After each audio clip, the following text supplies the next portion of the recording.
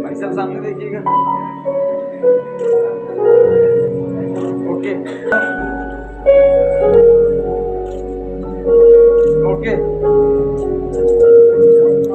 जी बहुत शुक्रिया। ये बैचलर ऑफ टेक्नोलॉजी के स्टूडेंट्स ने इस तरफ लाइन अप हो जाए।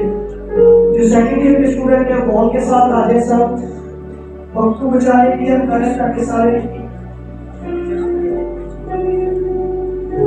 डिप्लोमा ऑफ टेक्नोलॉजी के जो स्टूडेंट्स हैं उनके बाद विक्रम मसीह जो है वो रेडी रहे। सर सामने देखिएगा।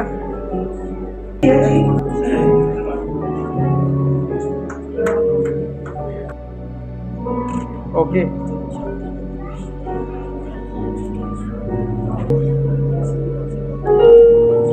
जी सामने देखिएगा। ओके जी शुक्रिया जनाब साहब। तक हमारा चैनल सब्सक्राइब नहीं किया तो अभी सब्सक्राइब करें और बेल आइकॉन को क्लिक करके हमारी लेटेस्ट वीडियोस के बारे में अपडेट जानें।